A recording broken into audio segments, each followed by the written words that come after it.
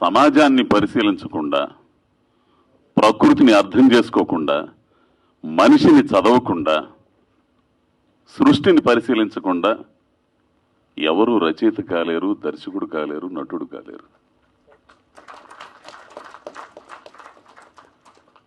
నువ్వు పెరిగిన పరిస్థితులు, నీ తోడైన స్నేహితులు, నీ కుటుంబ పరిస్థితులు, నీ ఆర్థిక పరిస్థితి, నువ్వు నడిచి ప్రయాణం చేసిన మనుషులు, వాళ్ళందరి తాలూకు ప్రభావం నీ గ్రాహక శక్తి మీద ఉంటుంది, నీ ఆలోచన శక్తి మీద ఉంటుంది. నేను ఇక్కడ కూర్చున్న తర్వాత ఒక ఆయన అన్నాడు, నువ్వు ఎంచుకునే సర్కిల్ని బట్టే నీ సక్సెస్ ఆధారపడి ఉంటుంది అన్నాడు నన్ను.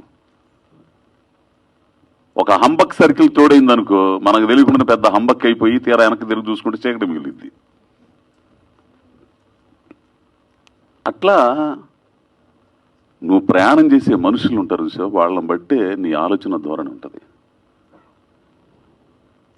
ఈ మనిషితో నేను ప్రయాణం చేస్తున్నప్పుడు, ఆయనతో మాట్లాడినప్పుడు చాలా అనుకుంటా, చదవాలా, మనం కూడా మాట్లాడ అనుకుంటా. కానీ తిరగా అక్కడి నుంచి వచ్చేసిన తర్వాత నా ఈ బాధలు ఇవన్నీ ఉంటాయి, ఇక షూటింగ్లు, ఈ సమస్యలు, ఇవన్నీ ఎందుకు పెళ్లి చేసుకున్నారు, లేనిపోయిన జాతర, ఇవన్నీ ఉండేవి. అసలు ఈ పుస్తకం ఫస్ట్ నేను చదివింది ఏంటంటే, మా గురువు గారు సుదర్శన్ గారు ముందు మాట రాశారు, ఇవి కథలు కాదు జీవితాలని పెట్టి.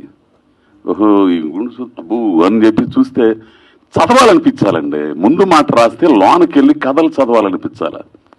ఇది నేను విమర్శ, నాకు పెద్ద పుడింగిలాగా నేను మాట్లాడలే, మళ్ళీ అది గుర్తుపెట్టుకుంటే నాకు అనిపించింది నేను మాట్లాడుతున్నా అది.